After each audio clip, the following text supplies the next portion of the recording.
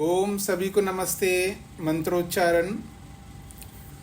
ओम सहना भवतु सहनौ भुनक्तु सह वीर्यं करवावहै तेजस्विनावधीतमस्तु मा विद्विषावहै।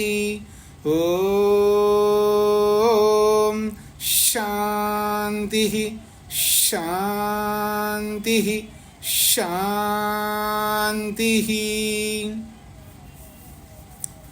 योग दर्शन की 155वीं कक्षा है। साधन पाद के 28वें सूत्र तक हमने विचार किया है। योग के अंगों का अनुष्ठान करने से दो उपलब्धियां प्राप्त होती है। एक है विवेक ख्याति की प्राप्ति और दूसरा है समस्त दुखों का वियोग। तो जो पिछले सूत्र में ये जो बात कही है योग के अंगों का अनुष्ठान, और वहाँ ये भी बात कही गई है योग के अंग क्या है, उनकी व्याख्या हम आगे करेंगे। अब वो समय आया है योग के अंगों का व्याख्यान करने का। इसलिए पहले वो योग के अंग कितने हैं, उनके क्या नाम हैं, इस बात को 29वें सूत्र में स्पष्ट किया जा रहा है। तत्र योगांगानि अवधार्यन्ते, भूमिका में लिखा है तत्र योग के अंग के विषय में, योगांगों के विषय में कहा जा रहा है योगांगानि अवधार्यन्ते, योग के अंगों का निर्धारण किया जा रहा है। योग के अंगों का निर्धारण हो रहा है कि योग के अंग क्या है। तो सूत्र के रूप में स्पष्ट किया है यम नियम आसन प्राणायाम प्रत्याहार धारणा ध्यान समाधयो अष्टावंगानि। तो यम नियम से प्रारंभ करके समाधि तक, यम नियम आसन प्राणायाम प्रत्याहार धारणा ध्यान और समाधि, ये अष्टौ अंगानि, ये 8 योग के अंग हैं। यथाक्रमं येषाम् अनुष्ठानं स्वरूपं च वक्ष्यामः। यथाक्रमम, जैसे जिस रूप में जिस क्रम में इनका पाठ किया है ना, यम नियम आसन प्राणायाम प्रत्याहार धारणा ध्यान समाधया, यथाक्रमम जिस क्रम से इनका पाठ किया है तो इसी क्रम से इनका अनुष्ठान भी करना है, इनको व्यवहार में उतारना भी है। और स्वरूपम च, और इनका क्या स्वरूप है इसको लेकर के भी वक्ष्यामा, आगे हम कहेंगे। ये भाष्यकार कह रहे हैं। तो यम नियम के रूप में जिस क्रम से पाठ किया है उस क्रम से ही इनका अनुष्ठान और इनका स्वरूप, इनका लक्षण क्या होते हैं, यम किसको कहते हैं, नियम किसको कहते हैं, इनके लक्षणों को भी अब आगे बताया जाएगा। बस इतना ही इस सूत्र का अभिप्राय हो गया। योग के 8 अंग होते हैं, उसके नाम दे दिया। 29वां सूत्र पूरा हो गया। कितना शीघ्र हो गया ना सूत्र का समापन।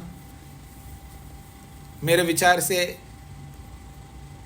पहले पाद से लेकर के दूसरे पाद के इस 29वें सूत्र तक कोई ऐसा सूत्र नहीं रहा होगा इतना शीघ्र समाप्त हो गया हो। आइए अगला 30वां सूत्र है तत्र। हाँ जी, कमलेश जी को क्या कहना है?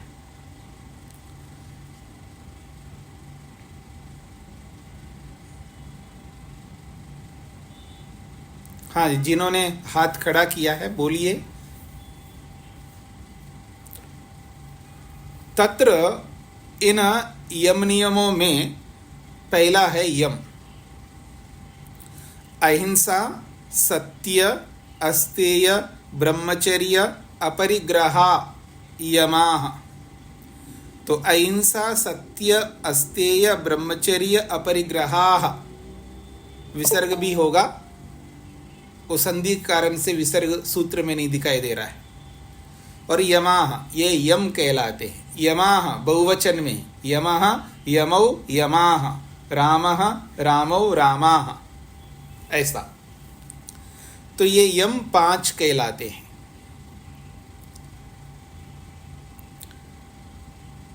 यम का अर्थ पहले समझ लीजिए। जो यम है, इस यम का मतलब क्या होता है। संस्कृत में एक धातु आती है जिसका नाम है यम उपरमे। उपरम अर्थ को कहने के लिए यम शब्द आता है संस्कृत में। महर्षि पाणिनि ने यम शब्द का अर्थ उपरम अर्थ किया है। उपरम का अर्थ होता है दूर होना, हट जाना, छूट जाना, पृथक होना, अलग होना, इसको उपरम कहते हैं। तो ये जो यम है, ये उपरक्त कराता है, दूर करता है, छुड़ाता है, पृथक करता है, अलग कर देता है।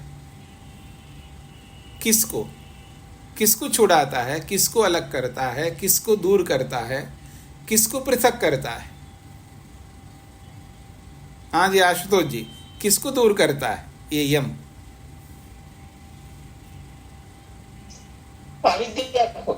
हाँ जी, अविद्या को। अविद्या को, ठीक बात है। तो ये अविद्या को दूर करता है, या यूं भी कह सकते हो आप, दुख को दूर करता है, दुखों को दूर करता है। दोनों एक ही बात है। अविद्या को दूर करता है ये भी कह सकते हो, क्योंकि अविद्या दूर होती है तो दुख दूर होता है। या सीधा ही बोल सकते हो, दुख को दूर करता है। अभी तो आपने पढ़ के आए ना, योग के अंगों का अनुष्ठान करने से अशुद्धि का नाश होता है। वो अशुद्धि क्या है? अविद्या है। तो इसलिए अविद्या को दूर करता है ये भी कह सकते हो, या दुख को दूर करता है ये भी कह सकते हो।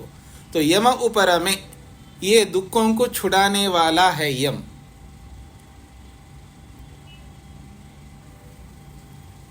और इस यम के ये 5 विभाग है: अहिंसा, सत्य, अस्तेय, ब्रह्मचर्य और अपरिग्रह। अब एक एक की परिभाषा की जा रही है। तत्र अहिंसा सर्वथा सर्वदा सर्वभूतानां अनभिद्रोहः। तत्र इन यमों में से, 5 प्रकार के यमों में से, इन 5 प्रकार के यमों में से अहिंसा जो है वो कैसी है? अहिंसा सर्वथा सर्वदा सर्वभूतानां अनभिद्रोहः। सर्वथा, सर्वथा का मतलब है सब प्रकार से, सब प्रकार से। और सर्वदा का मतलब है हमेशा, सदा, सब प्रकार से, सदा। सर्वभूतानां, सर्वभूतानां समस्त प्राणियों के प्रति, अनभिद्रोह, द्रोह न करना, वैर न करना, ये अहिंसा कहलाती है।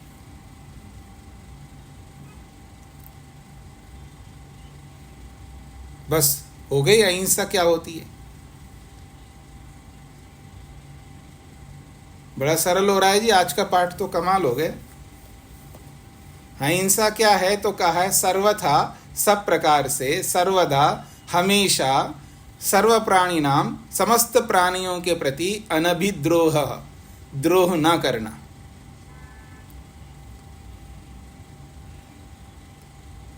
सर्वथा का अर्थ है सब प्रकार से।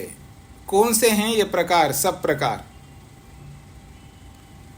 कितने प्रकार होते हैं? सब प्रकार। एक प्रकार तो मन से है, और एक प्रकार वाणी से है, और एक प्रकार शरीर से है। तो मन, वाणी और शरीर से, ये तीनों प्रकार से हम या तो मन से हिंसा करते हैं, या वाणी से भी करते हैं, और शरीर से भी करते हैं।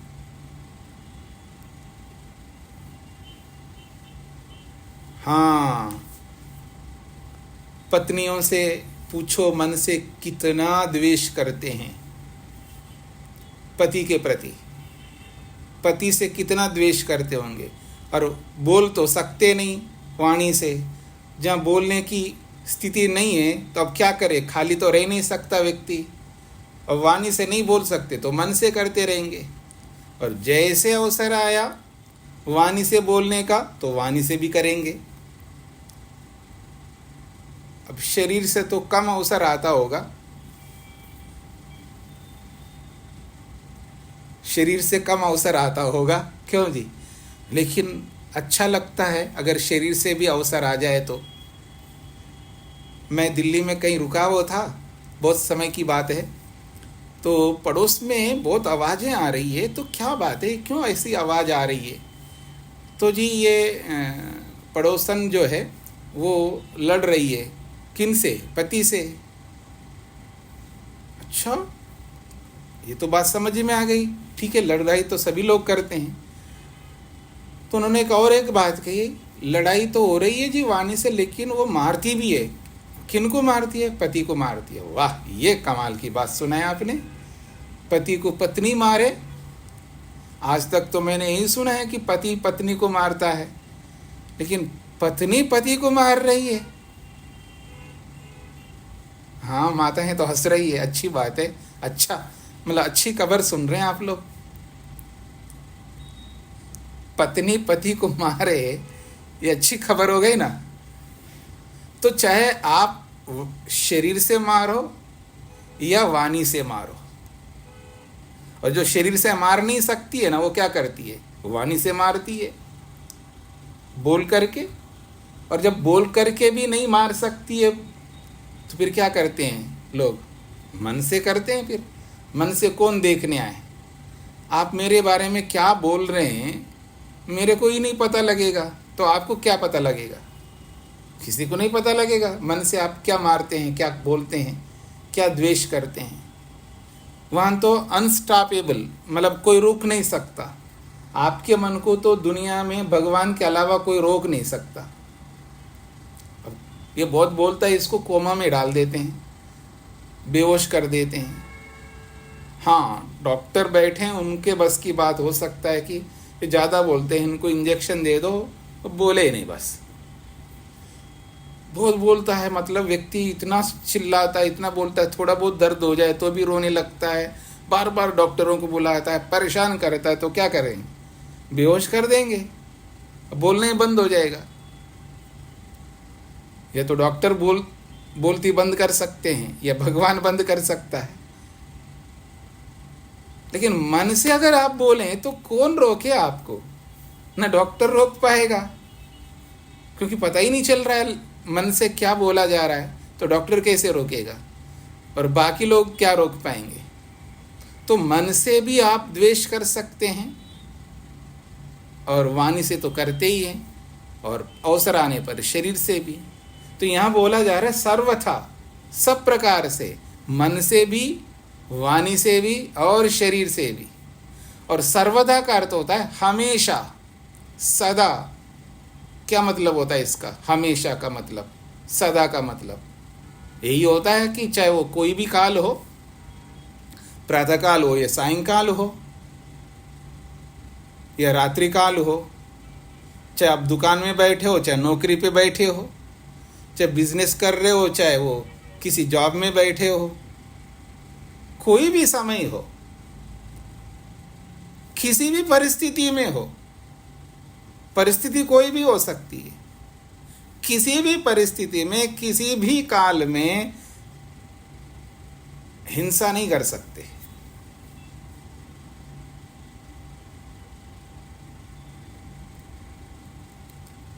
वैसे आदमी हिंसा नहीं करता है, लेकिन जब ज़्यादा काम दे दो ना किसी को, और वो काम करता जा रहा है, बैल की तरह काम, इधर उधर हाथी की तरह काम, मतलब काम ही काम करता जा रहा है, और उसको सब लोग काम बता रहे और करता जा रहा और करता जा रहा, और बताए जाओ और बता जाओ, फिर देखना उस आदमी को। और समय पर खा नहीं रहा है, समय पर सो नहीं रहा है, बस काम ही करता जा रहा है। अब वो कभी भी उसका पारा चढ़ सकता है, कभी भी वो कुछ ना कुछ बोल सकता है। और ऐसे ऐसे अवसरों में परीक्षा होती है कि आदमी शांत रहता है या गुस्से में आता है, फिर देखना क्या बोलता है आदमी।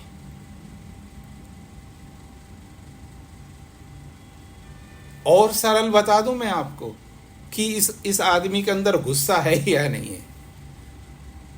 उसको ड्राइविंग की सीट पर बिठा दीजिएगा ड्राइवर के साथ, और उसको चांदनी चौक ऐसे ऐसे जगहों पर जहाँ भीड़ भड़क्का ज़्यादा हो और वहाँ उसको गाड़ी चलाने के लिए बिठा दीजिएगा।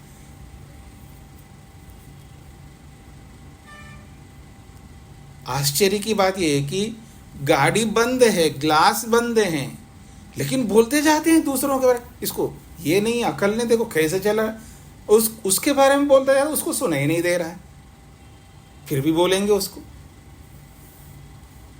फिर गुस्सा देखो उनका। और शांत आदमी को भी ड्राइवर की सीट पर बिठा दीजिएगा, वो शांति तो उसकी पता नहीं कहाँ चली जाएगी। फिर वो जो बोलता है तब पता लगता है कि कितना शांत आदमी है। तो ये है सर्वदा। सर्वदा का मतलब है कोई भी ऐसी परिस्थिति आ जाए, ज़्यादा काम आ जाए, कम काम आए, आपकी बात सुने या ना सुने,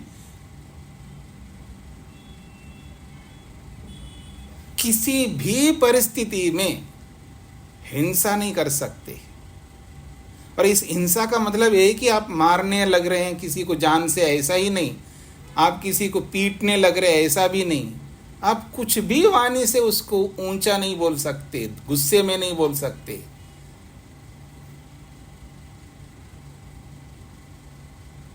ये है अहिंसा। इसलिए यहां पर दिया है सर्वथा सर्वदा। सर्वथा सभी प्रकार से, मन से हो, वाणी से हो, शरीर से हो, या सर्वदा किसी भी परिस्थिति में हो, कोई भी काल हो।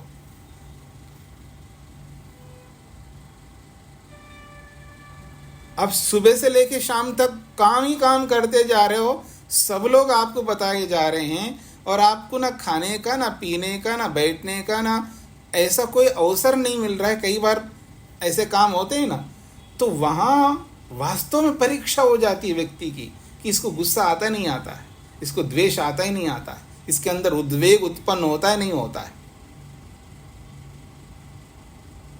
ये है सर्वदा।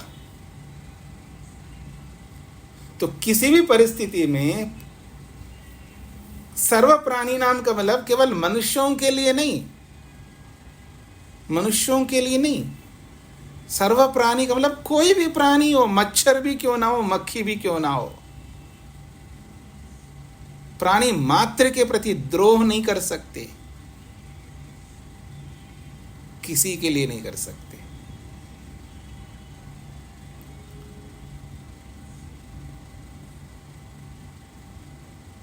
पता नहीं आप लोग मक्खियों को, मच्छरों को कैसे मारते हो, कैसे द्वेष करते होंगे। ऐसे ऐसे जगह पर आपको ले जाना चाहिए जहां मच्छरी मच्छर हो, मच्छरी मच्छर हो, फिर आपको रखा जाए वहां पर। मच्छरदानी लगाओ या कुछ भी करो तो, लेकिन मच्छर आपको परेशान कर रहे हैं। हर समय मच्छरदानी में रह नहीं सकते।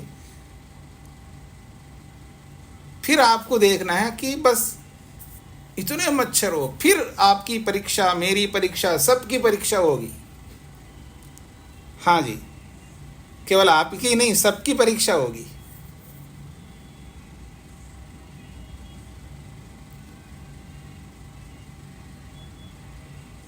देख रहे ना मेरे को। हमने कहा स्वामी जी हम मच्छर मार रहे हैं। तो ऐसा देखता है आदमी, मारो नहीं, क्या मेरे को मार रहा है, वो मेरे को पर मेरा खून चूस रहा है। स्वामी जी को देखो, सन्यासी को देखो, ब्रह्मचारी को देखो, वानप्रस्थी को देखो, किसी को भी देखो, जब परिस्थिति सामने आ जाती है फिर देखना आदमी को। ये जो उपदेश है ना, बिल्कुल याद नहीं आता है। उपदेश, नियम, विधि, विधान बिल्कुल याद नहीं आते हैं।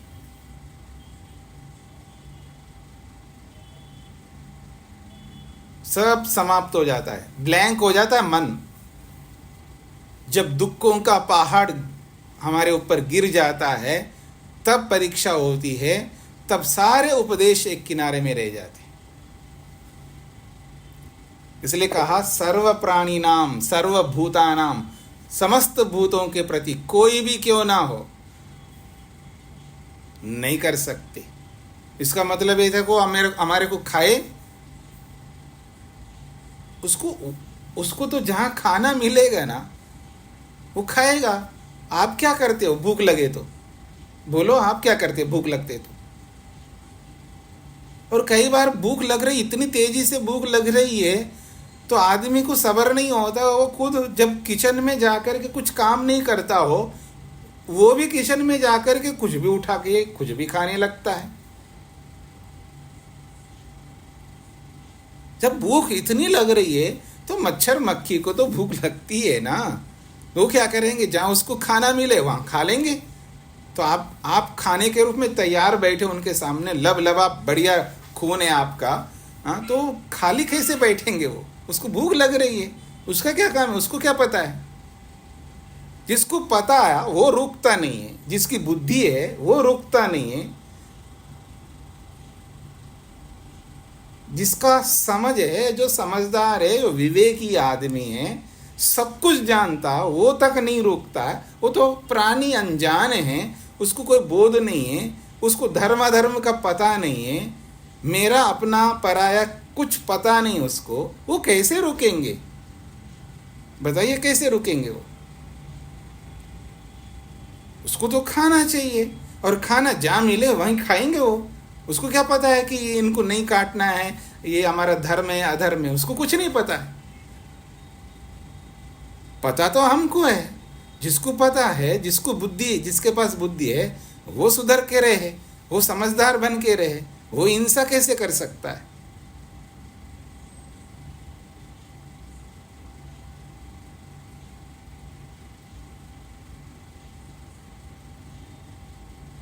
रणछोड़ की पूजा क्यों करते हो आप? सम्मान क्यों करते हो उनकी? तो जब वो रणछोड़ है, वो भाग जाते तो हम भी भागेंगे ना दुख से। जब शत्रु हम पर टूट पड़े और हमारे बस की बात नहीं उनका मुकाबला करना, तो क्या करेंगे? हम भागेंगे ना वहां से। भागो ना आप। कहां भागेंगे जी? घर के अंदर घुस के आ गए हो, और घर के अंदर साफ सफाई रखते हैं। कई बार हम जाते हैं, घर के अंदर प्रवेश करते ऐसा लगता है कि कहाँ आ गए हम, स्वर्ग में आ गए क्या? क्या घर होता है अंदर। और जब उनके घर में प्रवेश करते हैं तो सीढ़ियों में से जाते हैं, तो सीढ़ियों को देखना कमाल है, वहाँ खड़े होने की भी इच्छा नहीं होती है, देखने तक इच्छा नहीं होती है। घर के बाहर गलियों में इधर उधर क्या गंदगी है भगवान, लेकिन घर के अंदर प्रवेश करते, अब मोहल्ले का मोहल्ला ही गंदा है बाहर, आप घर के अंदर कितनी शुद्धि रखो, क्या फर्क पड़ेगा? मच्छर तो होंगे। मच्छर ना हो तो पूरे मोहल्ले को साफ करो। हाँ, ये कमाल करते हो, मैं अकेला क्या करूँगा? अकेले क्यों करो जी? जीने मत दो सबको। कुछ पाने के लिए कुछ खोना पड़ेगा, समय तो लगाना होगा। और बहुत सारे साधन दिए भगवान ने, बहुत अच्छी बुद्धि दी है, साफ सफाई रखो। फिर भी होते हैं तो डोर को उधर को बढ़िया जालियां लगाओ, फिर भी होते हैं मच्छरदानी लगाओ, और कोई उपाय नहीं है। मार नहीं सकते हो आप। भगवान ने मच्छरों को पैदा किया है, तो इसका मतलब उनको जीने का अधिकार भगवान ने दिया। आप कौन होते हैं? मैं कौन होता हूं उनको मारे? चाहे मच्छर हो, मक्खी हो, चाहे कोई भी हो, बहुत कुछ होता है। और जहां कोई चारा ही नहीं, कैसा भी करो तो करना ही पड़ता है, तो वहां आपके हाथ में नहीं है, वहाँ तो आप कुछ भी करिएगा, लेकिन जहाँ साधन हो, जहाँ बचा जा सकता है, वहाँ की बात मैं कर रहा हूँ। मैं जहाँ बच सकते हैं वहाँ बचना पूरा है, और जहाँ बच नहीं सकते तो क्या करेंगे, उसका दुख भोगेंगे। अब क्या करेंगे? हाँ जी, ये है तत्र अहिंसा सर्वथा सर्वदा सर्वभूतानाम अनभिद्रोहा।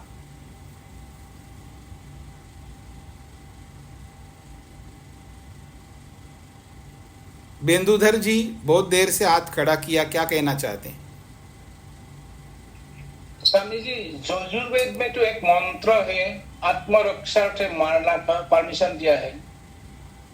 क्या बताया? मेरा याद नहीं है मंत्रों में। मुनि सत्यजीत को पूछा था, जे जी ये क्या परमिशिबल है मारने का? मुनि सत्यजीत ने कहा आत्मरक्षा से परमिशिबल है। अब क्या कहना क्या चाहते हैं वो बताइए पहले। माने यजुर्वेद में परमिशन है आत्मरक्षा के लिए मारने का। मतलब आत्मरक्षा के लिए मारने का परमिशन है? हाँ जी, यजुर्वेद में लिखा है। मैं मुनि सत्यजीत को पूछा था, क्या मुनि जी ये परमिशिबल है? वो लिखा था कि आत्मरक्षा से मारने सकते हैं, आत्मरक्षा के लिए मार सकते हैं। हाँ जी। मतलब कब कोई एक मंत्र है, मेरा याद नहीं है कौन सा मंत्र। कोई बात नहीं, कोई बात नहीं। मान लीजिए जब ऐसा हो, जब कोई आदमी आपके सामने आ गया मारने के लिए, हाँ, और बंदूक लेके आपके सामने खड़े हो गए, और आपको ऑप्शन दे दिया जाए कि उससे पहले आप उसको मार सकते हो, आपके पास इतना सामर्थ्य है, तो आप मारो उसको, किसने मना किया है? लेकिन कोई ऐसा कोई है ही नहीं आपके सामने, लेकिन ये मेरे को मारेगा मान करके, योगेश जी मेरे को मारेगा मान करके मैं पहले से उनको मारूं, ऐसा थोड़ा होगा। मॉस्किटो खाता है हमको। हाँ जी, मॉस्किटो मोर्सा करके क्या खाता है? हाँ, उसको मारने है हमको, उसको मारने का नहीं को जी है? उसको मारने के लिए वो मंत्र नहीं कहता है। आत्मरक्षा से तो करता है। नहीं, आप समझ नहीं रहे ना। आत्मरक्षा का मतलब है कि मच्छर से आत्मरक्षा करो, मच्छर को मारो, और मक्खी से आत्मरक्षा करना, उसको मारा, उसके लिए वो मंत्र नहीं है। उस मंत्र में सांप को मारने का परमिशन है। सांप जो विषाक्त सांप। अच्छा, वो कितने मंत्र हैं किसी को ना मारने का परमिशन दिया है वहां पर?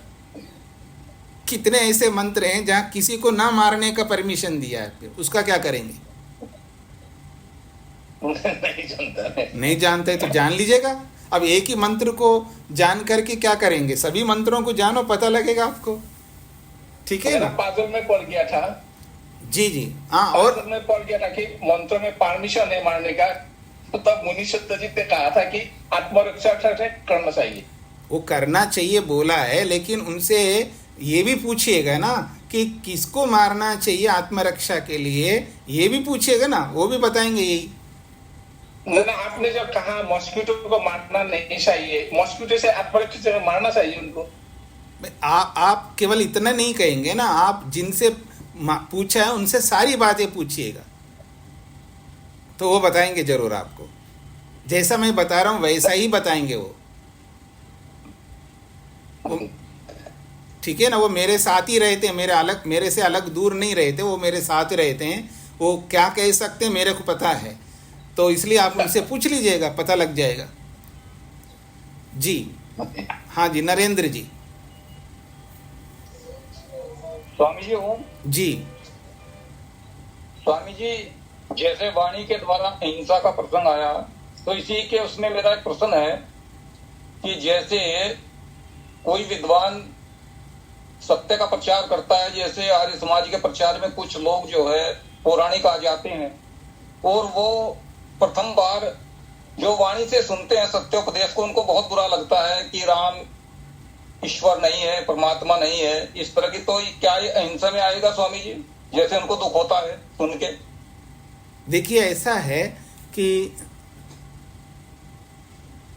दुख तो अनेक प्रकार का होता है, तो कौन सा दुख हिंसा वाला है और कौन सा दुख अहिंसा वाला है, उसके ऊपर हम चर्चा करेंगे बाद में।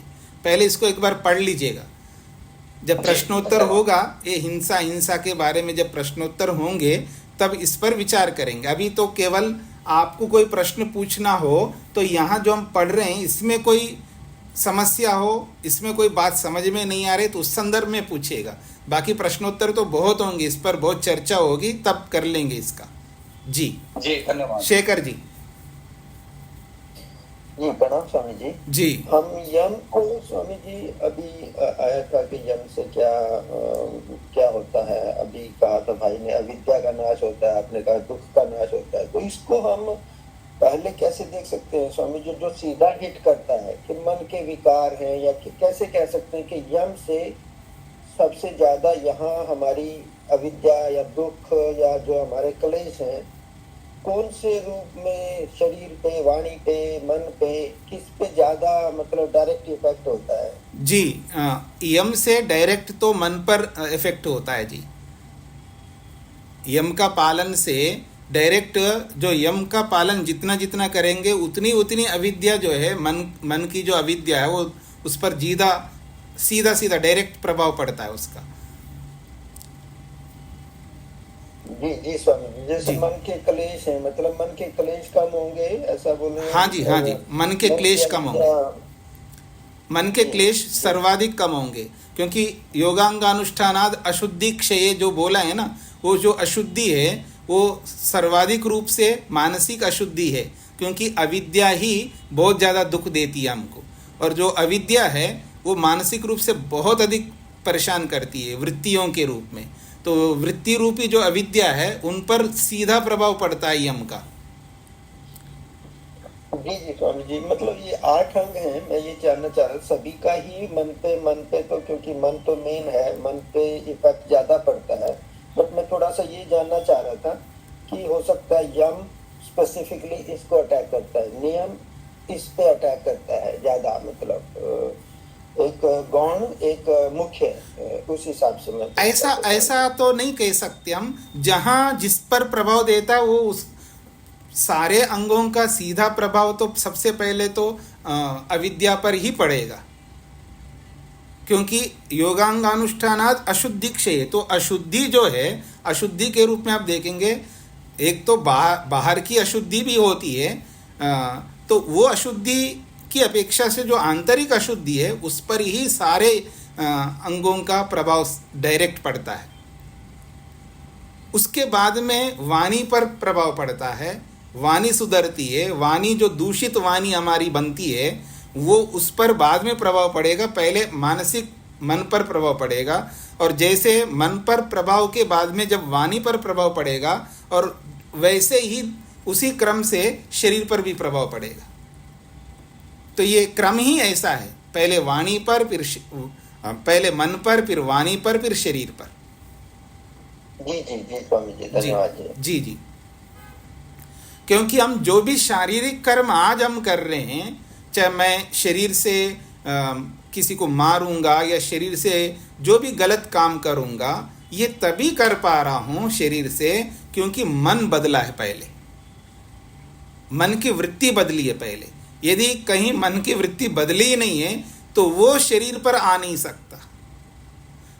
और जो वाणी पर आ रहा है, मतलब ऊंचा बोलना या गलत बोलना या कुछ भी बोलना, ये जो वाणी बदल रही है इसका सीधा अर्थ है कि मन बदल चुका है।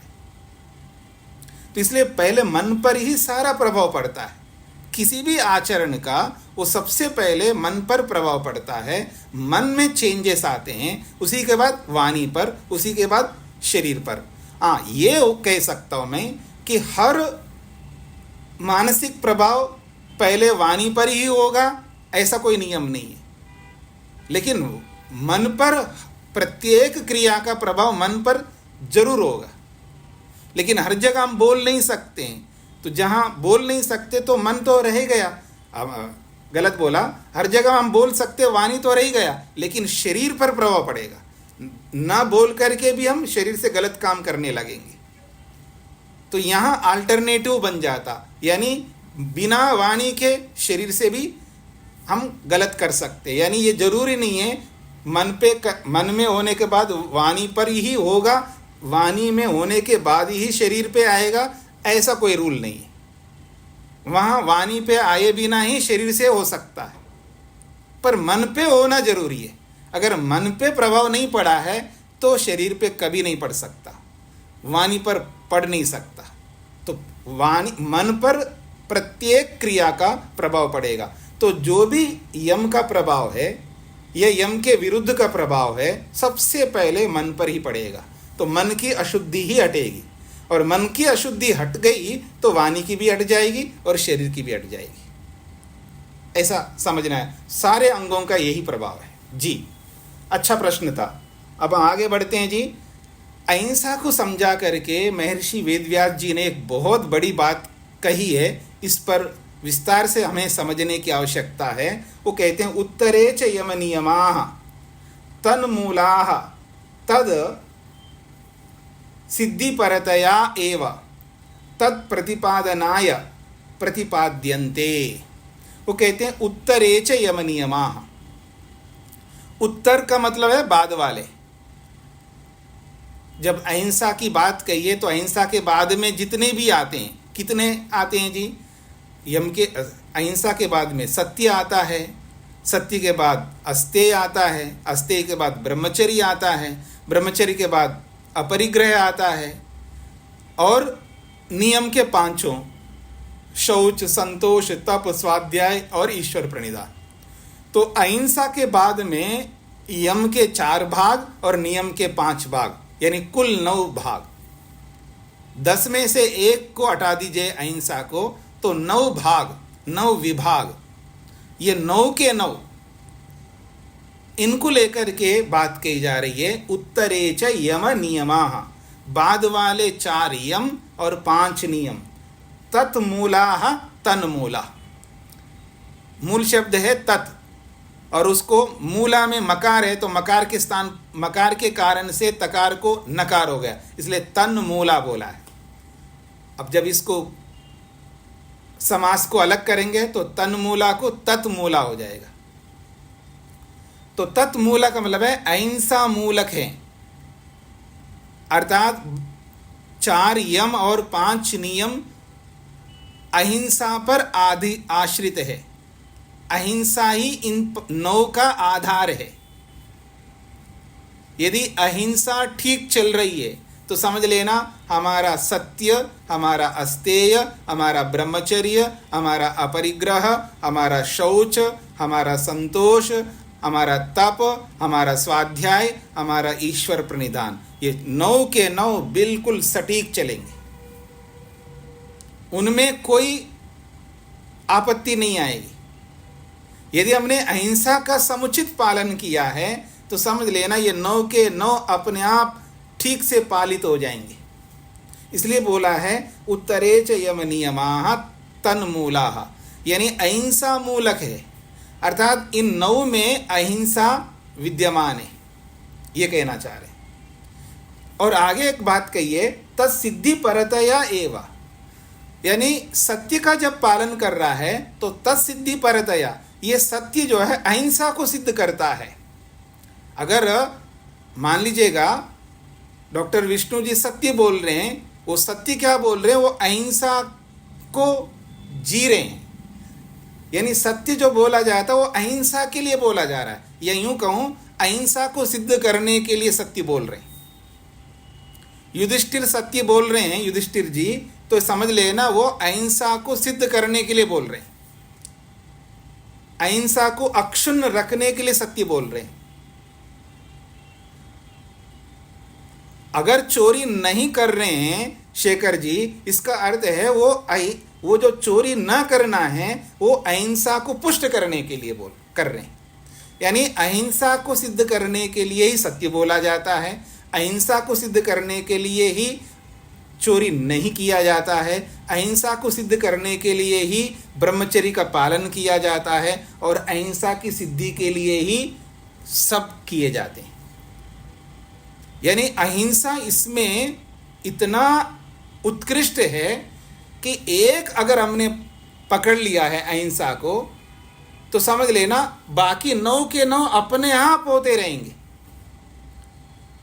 आपने सुना होगा अहिंसा परमो धर्मः, सुना होगा ना आपने, अहिंसा परमो धर्मः, यानी अहिंसा जो है परम धर्म है, सर्वोत्कृष्ट धर्म है,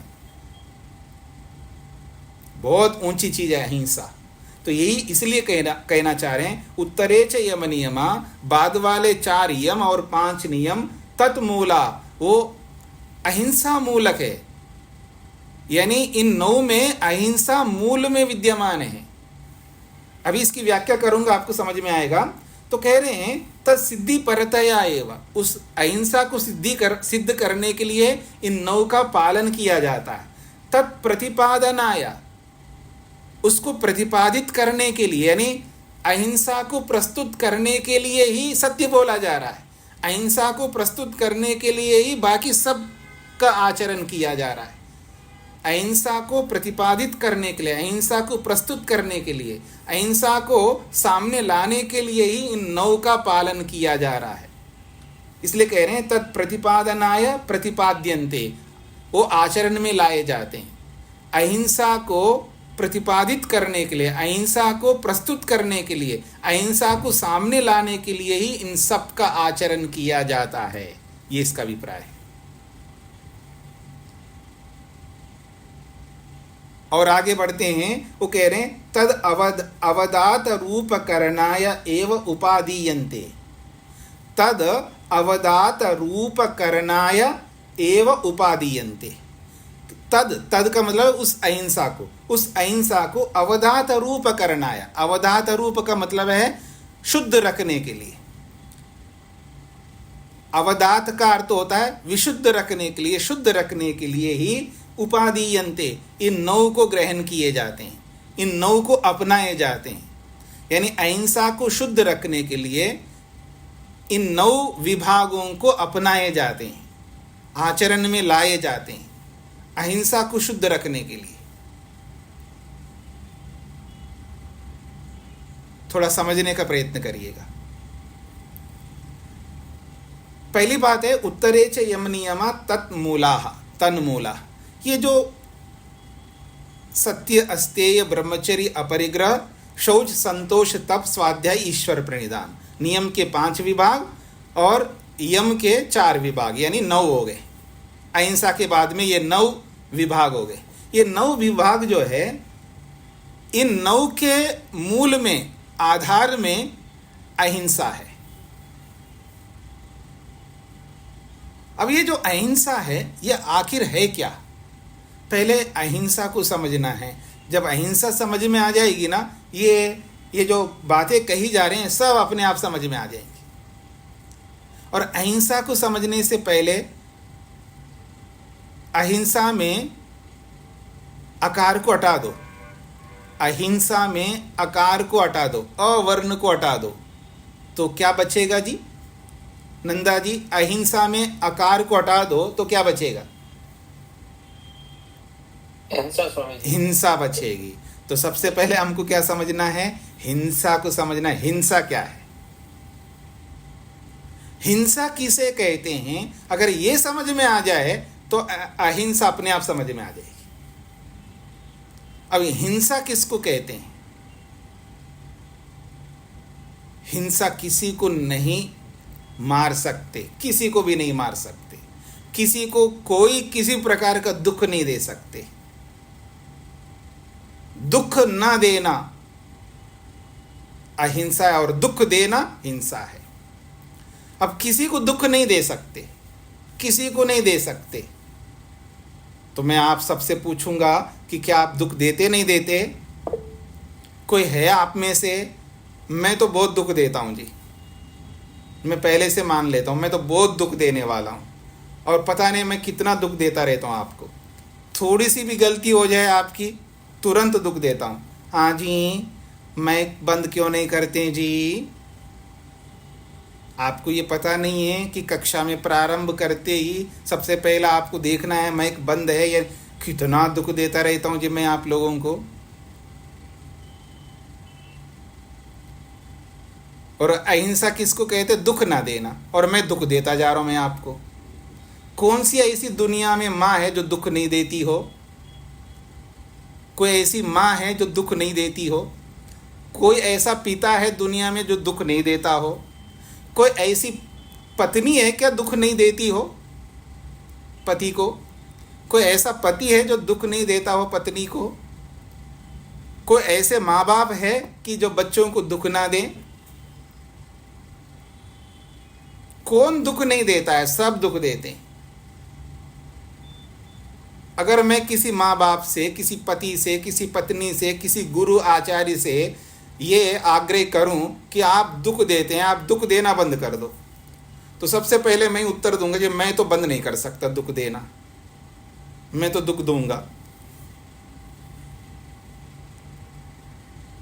तो फिर मैं अहिंसावादी कब बनूंगा? कैसे? दुख न देना, दुख दे नहीं सकते हो, शास्त्र तो ये कह रहा है दुख नहीं दे सकते हो। और मैं ऐसा हो नहीं सकता कि मैं दुख ना दूं, ये हो नहीं सकता। और आप दुख ना दे, ऐसा हो नहीं सकता। सब दुख देते हैं आप, बढ़ चढ़ करके देते हैं, अवसर नहीं चूकते आप। क्या अवसरवादी हैं आप, कमाल के। जहां अवसर है वहां दुख देना स्टार्ट कर देते हो आप। ये अलग बात है अवसर नहीं आ रहा है इसलिए आप शांत रहते हो, अवसर दे दिया जाए आपको, फिर देखना कितना दुख देंगे आप। मैं नहीं चूकता दुख देने में, आप कोई कम थोड़े मेरे से, हम सब एक ही लाइन में खड़े हैं ना। तो कौन नहीं दुख देता है? दुख तो सभी देते हैं। फिर ऐसा उपदेश क्यों दिया जा रहा है कि दुख नहीं दो?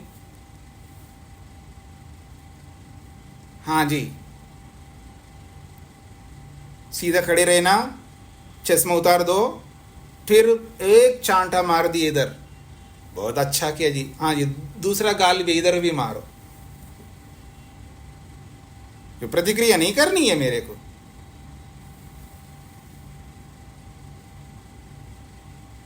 क्योंकि मेरे को हिंसा करनी नहीं है। क्यों जी? इधर मार है तो अच्छी बात है, आपने मार दिया जी, कोई बात नहीं, इधर भी मारो, क्योंकि हिंसा नहीं करनी है। ऐसा कर करके मध्यकाल में कितना अन्याय किया लोगों ने, कितना अन्याय किया है। अच्छा देखिए, हर व्यक्ति अच्छा भी होता है और हर व्यक्ति बुरा भी होता है। मैं व्यक्ति के बुराई को सामने रख रहा हूं, अच्छाई भी है, मैं इसका निषेध नहीं करता। किसी ने कहा कि इधर मारे तो इधर भी मरवा लेना चाहिए। ठीक है जी, इधर मारे तो इधर भी मरवा लेना, क्योंकि अगर कोई मार रहा है तो बस खड़े रहूं मैं, बस मारते जाए वो, प्रतिक्रिया नहीं करनी। प्रतिक्रिया करूंगा तो हिंसा हो जाएगी।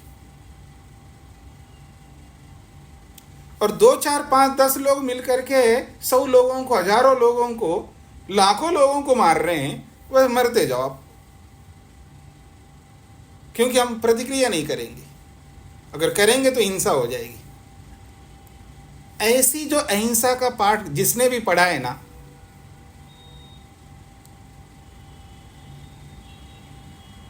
सब गलत पाठ पढ़ा है।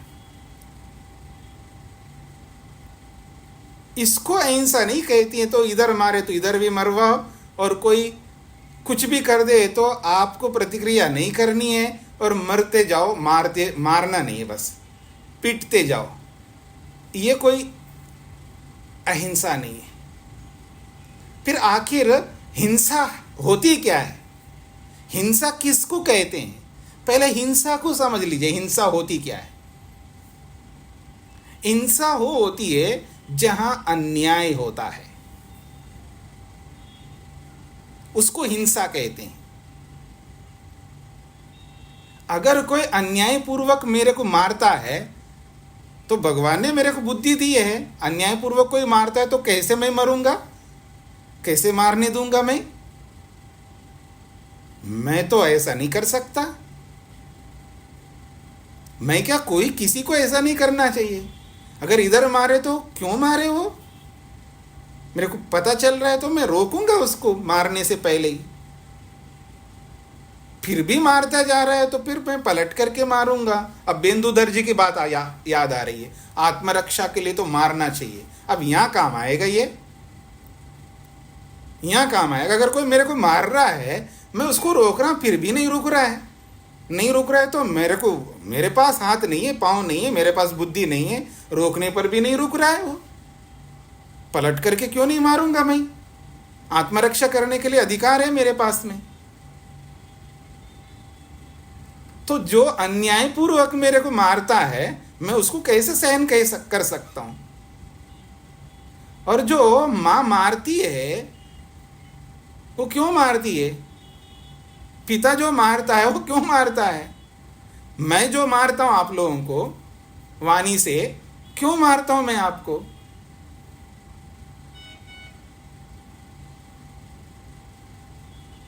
अच्छा एक बात बताइए, दुनिया में दुख आप देते हो, मैं देता हूं, सब देते हैं दुख, तो सबसे ज्यादा दुख कौन देता है जी? भगवान देता है। याद रखना, जितना भगवान दुख देता है ना उतना कोई दुनिया में नहीं दे सकता है। अगर दुख देना ही हिंसा है तो सबसे बड़ा हिंसक भगवान होगा, क्योंकि भगवान जितना दुख दुनिया में कोई नहीं दे सकता। तो भगवान तो दुख देता ही देता है, लेकिन मां भी दुख देती है। मां होकर के दुख देती है, पिता होकर के दुख देता है, गुरु आचार्य होकर के दुख देते हैं, भाई दुख दे, कौन दुख नहीं देता? पति दुख देता है, पत्नी, कौन दुख नहीं देता? सबको दुख देते हैं। प्रश्न ये नहीं कि दुख नहीं देना चाहिए, प्रश्न ये है कि दुख कहां नहीं देना चाहिए। प्रश्न ये नहीं है कि दुख नहीं देना चाहिए, दुख देना चाहिए, लेकिन कहां देना चाहिए और कहां नहीं देना चाहिए।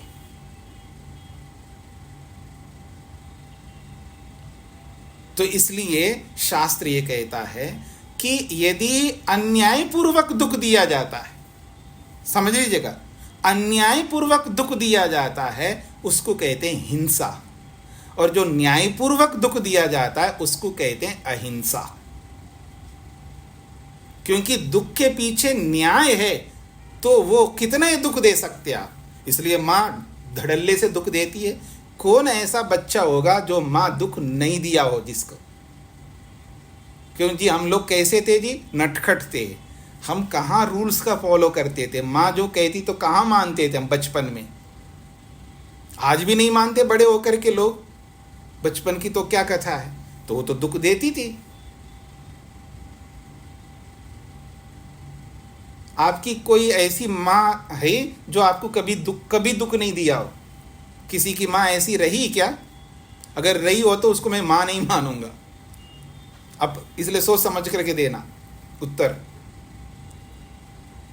कोई आपकी ऐसी माँ आई हो, रही हो कि आपको कभी दुख नहीं दिया हो, कभी नहीं दिया हो। शरीर से नहीं दिया हो सकता है, वाणी से नहीं दिया हो, ऐसा नहीं हो सकता।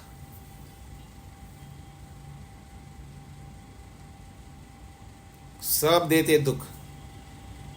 बस वहां यही देखना है, अगर वो न्यायपूर्वक दे रहे हैं तो वो दुख देना भी अहिंसा होती है।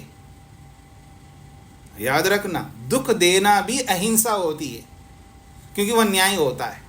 इसलिए परमात्मा को अरुषम कहा वेद मंत्रों में। अरुषम, पूर्ण अहिंसक है परमात्मा, साधारण नहीं है, पूर्ण अहिंसक है परमात्मा। कभी हिंसा नहीं करता परमात्मा, वो पूर्ण अहिंसक है। बद्नम, अरुषम, ऐसे बहुत सारे शब्द आते हैं ईश्वर के लिए। वो पूर्ण अहिंसक है, वो कभी हिंसा नहीं करता है, लेकिन सबसे ज्यादा दुख वही देता है। ये जो दंड देते हैं, न्यायाधीश दंड देता है, वो क्या करता है? दुखी तो देता है। दंड इट मीन्स क्या है? दुख है। और क्या होता है? दंड का अर्थ ये दुख है। अच्छा, मैं आपको टोकूं तो आपको बहुत अच्छा लगता होगा ना?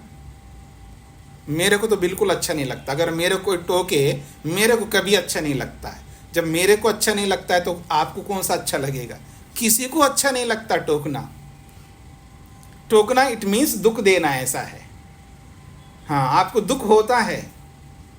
किसको दुख नहीं होता है टोकने से? बताइए। मेरे को तो सबसे ज्यादा होता है, तो आपको भी होगा दुख टोकने से। देखो, इतनी सी बात पर मैंने कभी ऐसा नहीं किया, भूल से मेरा माइक खुल गया जी, भूल से, फिर भी देखो टोक दिया इन्होंने। दुख नहीं होता क्या? सबको होता है। ये अलग बात है किसी को कम होता होगा, किसी को ज़्यादा होता है। दुख ना हो ये हो नहीं सकता। हाँ, आप लोग बोलते हो ना बोल चाले, अजी बुरा मत माना डॉक्टर साहब, डॉक्टर विष्णु जी। है जी, मैं क्यों बुरा मारूंगा? बिल्कुल नहीं। लेकिन कितना बुरा मानता है आदमी अंदर से, हाँ, अंदर से कितना बुरा मानता हो, वाणी से बोलता है नहीं जी, नहीं जी, कोई बात नहीं, मैं क्यों मानूंगा, बिल्कुल नहीं जी, बिल्कुल, बस सोचो मत आप। ऐसा आदमी बोलता है, ऐसे चिकनी चुपड़ी बातें करता है आदमी कि ऊपर से, लेकिन इतना बुरा मानता हो भी ऊपर से ऐसा बोल देता है। किसको दुख नहीं होता है जी, सबको होता है। लेकिन बात यह है कि वो दुख अन्यायपूर्वक हो रहा है या न्यायपूर्वक हो रहा है, ये हमें देखना है। यदि न्यायपूर्वक हो रहा है तो अहिंसा ही है। इसलिए हिंसा उसको कहते हैं, अन्यायपूर्वक जहां दुख दिया जाता है उसको हिंसा कहते हैं। और एक बात, अन्यायपूर्वक सुख देना भी हिंसा है, अन्यायपूर्वक सुख देना भी हिंसा है। हाँ जी, नंदा जी ने जो है किसी को नौकरी दे दिया जी। अब मैं एक उदाहरण दे रहा हूं, और कैसे दिया जी नौकरी, न्यायपूर्वक दिया तो वो तो अच्छी बात है, लेकिन अन्यायपूर्वक दे दिया उन्होंने कि अपने रिश्तेदार को जो है उन्होंने बिना क्वालिफिकेशंस देखे, बिना योग्यताओं को देखे ऐसे दे दिया उन्होंने नौकरी। और मैं गया था नौकरी लेने के लिए उनके पास में, मेरे पास सारे क्वालिफिकेशंस हैं, लेकिन है बाबा जी को कौन देंगे, पता नहीं, बाबा जी का कोई भरोसा ही नहीं, कब उठ करके चले जाएंगे, मैं नहीं दूंगा नौकरी। और सारी योग्यता मेरे पास है, लेकिन मेरे को नौकरी नहीं दे रहे हैं, योग्य व्यक्ति को नौकरी नहीं दे रहे हैं, अयोग्य को नौकरी दे दिया। तो क्या किया है, सुख दिया उस अयोग्य व्यक्ति को नौकरी दे करके। तो अन्यायपूर्वक सुख देना भी हिंसा है। नौकरी देने वालों सुन लो, जो जो नौकरी देते होंगे, इसलिए ध्यान से नौकरियां देना। जिसको भी नौकरियां, आप में से कई लोगों को देख रहा मैं, उनके चेहरे को देखते पता चलता है कि ये नौकरी देने वाले हैं, बहुत सारे इन लोगों के पास काम करने वाले हैं। तो नौकरी दो तो अन्यायपूर्वक नहीं दे सकते, और दोगे तो जो उस नौकरी के जो लायक लोग हैं न्यायपूर्वक, उनको नौकरी नहीं मिलेगी। तो इसलिए अन्यायपूर्वक सुख देना भी हिंसा है, और अन्यायपूर्वक दुख देना भी हिंसा है। हिंसा की परिभाषा है अन्यायपूर्वक दुख देना और अन्यायपूर्वक सुख देना हिंसा, और न्यायपूर्वक सुख देना और न्यायपूर्वक दुख देना अहिंसा है। तो न्यायपूर्वक कोई कितना ही दुख दे सकता है न्यायपूर्वक, और न्यायपूर्वक कोई कितना ही सुख दे सकता है, वो अहिंसा है। और इस बात को न जानने के कारण मध्यकाल में बड़े से बड़े लोग हो, चाहे मैं नाम लेने को मेरे कोई आपत्ति नहीं, चाहे वो महात्मा गांधी हो, चाहे कोई भी हो, मेरे कोई मतलब नहीं है, इस विषय में वो गलत किया उन्होंने, और अहिंसा का गलत पाठ पढ़ाया है। ये बहुत गलत किया उन्होंने। जो अच्छा किया होगा मेरे कोई आपत्ति नहीं, उसमें अच्छा है। मैं ये नहीं कहना चाह रहा हूं हर कोई व्यक्ति बुरा नहीं होता है, हर कोई व्यक्ति दुष्ट नहीं होता है, पर बड़े बड़े गलत काम कर दे ना समझने के कारण से, तो ये बहुत गलत बात है। इसलिए मध्यकाल में बहुत कुछ गलत हुआ है, और वो इसी वजह से हुआ है न्याय अन्याय को न समझना। इसलिए तो जो अच्छे लोग थे वो अलग हो गए। आपको क्या लगता है कि केवल मार खा करके हमको स्वतंत्रता मिली है, ऐसा लगता है क्या? सब जानते इस बात को, स्वतंत्रता के लिए सब लोगों ने मेहनत किया है। मैं ये नहीं कहना चाह रहा हूँ गांधी ने मेहनत नहीं किया है, बहुत मेहनत किया है, लेकिन और भी लोग हैं जो मेहनत किए हैं, जो न्याय से लड़े हैं। सबके कारण से स्वतंत्रता मिली, इसमें कोई आपत्ति नहीं, लेकिन जो आपत्ति है जो गलत करने पर हुआ है, अहिंसा और हिंसा को न समझने के कारण से हुआ है। मेरे को किसी से व्यक्तिगत तौर पर कोई दुश्मनी किसी से नहीं है, न किसी से मेरे को विरोध है। मेरे को तो शास्त्र की बात आपके सामने रखनी है, शास्त्र के अनुसार उचित अनुचित बताना है, ये मेरा मुख्य उद्देश्य है। तो हिंसा और अहिंसा न्याय अन्याय पर टिकी हैं। इस बात को आपको समझना है, सबको समझना है, हम सबको। इसलिए दुख देना हमारा जन्म सिद्ध अधिकार है, भगवान ने ही जब स्टार्ट किया दुख देना, तो हम कौन होते हैं दुख ना देने वाले? हमें भी देना है, और दुख देना गलत नहीं है, लेकिन उस दुख देने के पीछे न्याय जुड़ा रहना चाहिए। अगर न्याय को हटा करके आप दुख देने लगेंगे, चाहे वो माँ भी क्यों ना हो, पिता भी क्यों ना हो, पति भी क्यों ना हो, पत्नी भी क्यों ना हो, गुरु क्यों ना हो, चाहे कोई भी क्यों ना हो, अगर न्याय को जोड़ करके दुख नहीं दे रहे हैं तो सब गलत होंगे। मैं भी गलत हो जाऊंगा अगर मैं न्याय को छोड़ करके आपको दुख देने लगूंगा। तो ये है न्याय और अन्याय। समय हमारा पूरा हो गया, ज़्यादा हो रहा है, तो इसको यहीं पर विराम देता हूँ जी। इस पर और बहुत विचार करना है, आपके बहुत सारे प्रश्न होंगे, उस पर भी विचार करेंगे, समझ करके चलेंगे, ताकि हमें हिंसा नहीं करनी है और अहिंसा करनी है। ओम शांति शांति शांति।